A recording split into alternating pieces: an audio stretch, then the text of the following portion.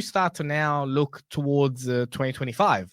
And so we wanted to make a video just to give people a little bit of an understanding around what are the possibilities and what's available out there if you are looking to go car racing in 2025. So I'm going to hand it over to you guys. First of all, what's your understanding of what classes and what categories and options are available out there for people? Well, we're not racing drivers, so not yet. But not yet. Basically, you know, there's heaps of options like XLs. You mentioned earlier motor events. That's a big one as well. Really good one to get started. 86s, Formula Vs, Formula Fords, even Formula RX8 as well. We can't forget that one. Yeah, there's heaps of other categories out there to help grow your career. Legend cars as well. Legend cars are cool, man. Yeah, basically, like, I was thinking about it the other day and I was going to make it as a piece of content. So I'm glad that we're here in the studio to talk about it. But essentially, I believe at the moment in Australia, if you look at motor events, that's probably the most affordable way to go racing circuit. And you actually get quite a decent amount of time. You know, you build a car, they've got specific rules, specific budgets. Do you want to explain motor events a little bit? Well, we technically did with the interview. With David. David. Yeah. Okay. Yeah. We'll tag that. We'll link that video. Yep. But basically, motor events are friendly events. They're organized. They have endurance events, which are like 1.5 hours, 4, 6, 12-hour, and even 24-hour events, which is the one coming up in Malala later next year. That's had 700 inquiries. Already? Yes. 700. 700 inquiries. And, you know, these things they're for charity, which I love. So, you know, your team can actually raise money on the day to go towards a good cause. And then, so that's more of a really friendly vibe, still competitive, right? I mean, if there's a stopwatch, of course, it's going to be competitive, but definitely no contact, definitely look after each other on track, move over when faster cars are coming, you know, all that important stuff. But then obviously we have your Formula Vs in the open world, and then we have Circuit XLs, which is at the moment, you know, it is entry point. There are, you know, obviously some more expensive XLs out there, but, you know, from a budget perspective, if you're looking to get in, say, even with a $12,000 to $15,000 budget, you can actually get yourself a pretty decent car. Just don't look at the ones at the front and how much they are. 40 plus. Yeah. It's pretty crazy. But obviously it is called motor racing, and, you know, people are willing to pay, you know, to be towards the pointy end and have the pointy end of equipment. But, you know, XLs are there. And then if we start to go down further into the open wheel regime, then we've got obviously Formula 4s, Formula Fords are still available. Now, keep in mind that both categories next year are not actually running in, you know, supercar calendars and, you know, all that kind of stuff. But, you know, still, I mean, pinnacle at the moment of entry-level open-wheel racing is Formula 4 around the world. And so having that experience, you've got international teams like AGI that are in Australia as well. And on the other hand, you've got Toyota 86 Scholarship Series. You got Formula RX8, which is now really come up as a contender to people that are racing in, you know, Toyota 86 Scholarship Series. And I am going to make a breakdown video of that and what are the key differences between the two and what that looks like. But really, really, really interesting. Now, as we step away from categories which are costing you about $50,000 to buy the equipment at the pointy end, I guess then we start to look into, you know, your GT3s, GT4s, Super 2, Porsche, Super Utes, I was gonna say that. You know, Super Utes at $120,000 to buy the vehicle. TA2, Trans Am, you know, the budgets start to become a lot crazier. But you know what? Hypercars, the running cost, the running cost of a hypercar once you've bought it is crazy low. Yeah, like really, really, really affordable. So, what about you guys? I mean, if you had to wave a magic wand, like, you know, where would you race? Formula 1. No, realistically, there's a Red Bull seat around. So. Yeah, exactly. Yeah. No, Are you Argentinian? I don't know. Are you Estonian?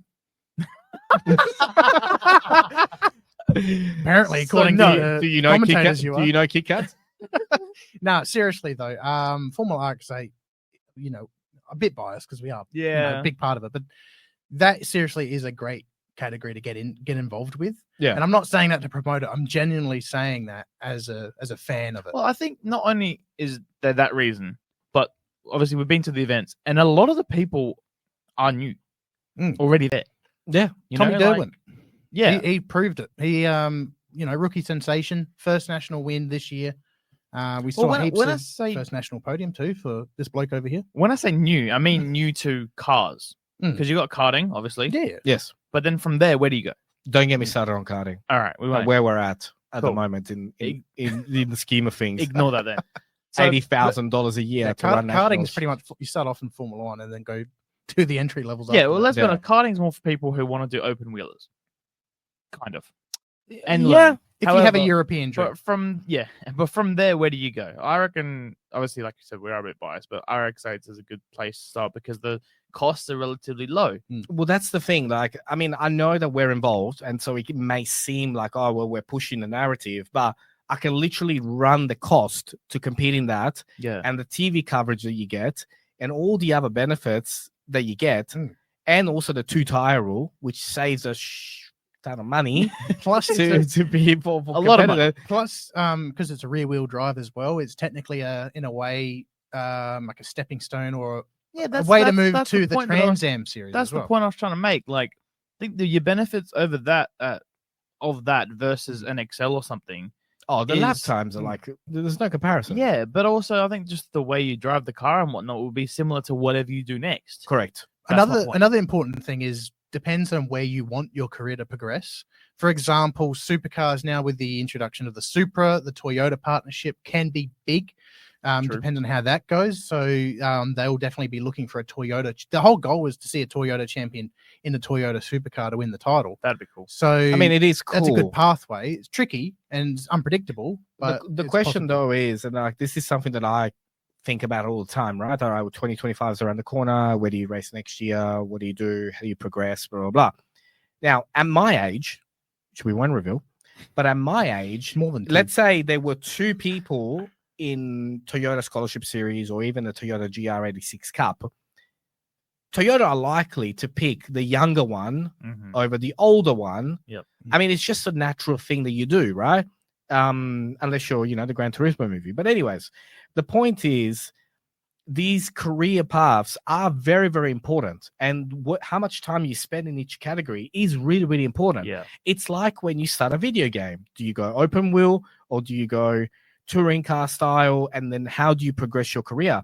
You can't keep switching and going around. And so, yeah, I mean, rear wheel drive is a big factor as you move on into bigger championships in your life, unless you go TCR. But then again, that's a dead end. XL and TCR, the gap is gigantic as far as performance. But then after TCR, there's nothing. Yeah, well, that's it. Yeah. You got to race TCR around the world. Yeah, that's as far as you go. Yep. And that's the end. But in terms of how you shape your career, here's a controversial question for you guys. In 2025, because we're almost in 2025, we can call it 2025.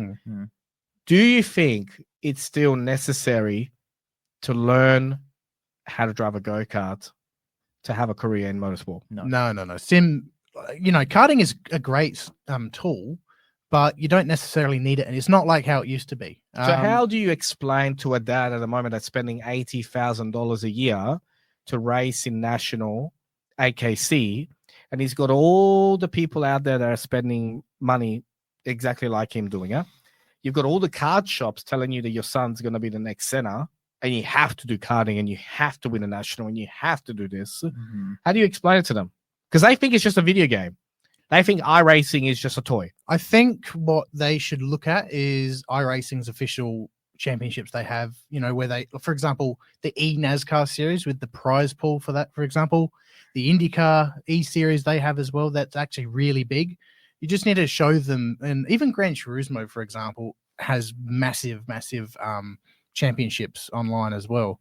But the argument always comes back to it's not real. Just a game, Sim versus karting. It's not real. Well, it's a tricky thing. It really, if you're racing on a wooden chair at a desk, sure, it's not real.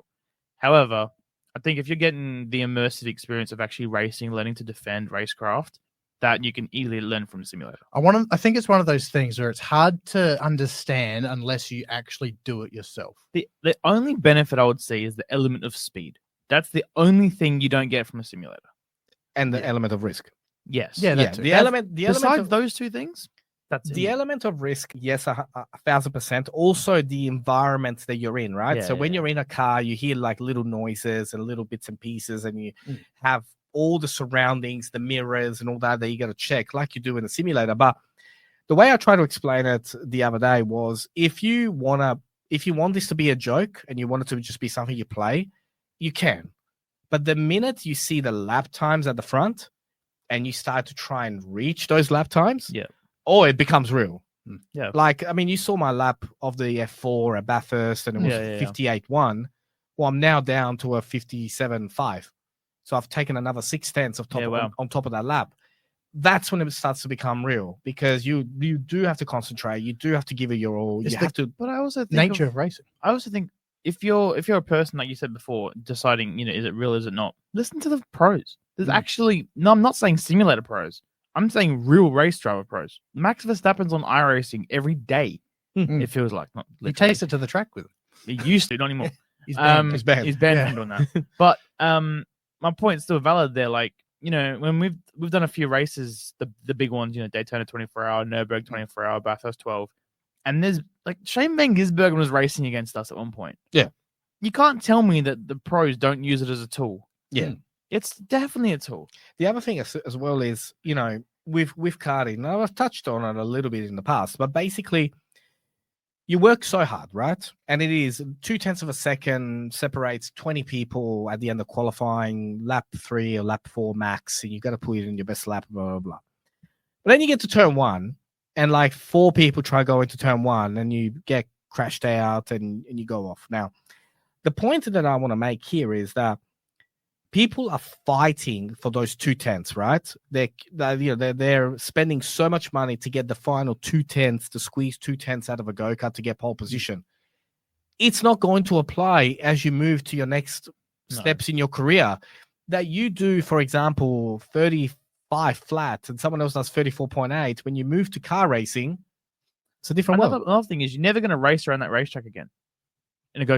From a go-kart to a car. You're Correct. never going to race there again. So why bother?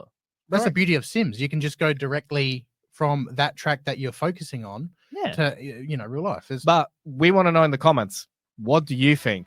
Do you still need karting to have a successful career in motorsport? And give us a proper, reasoning too, not just a no. All right. But let us know.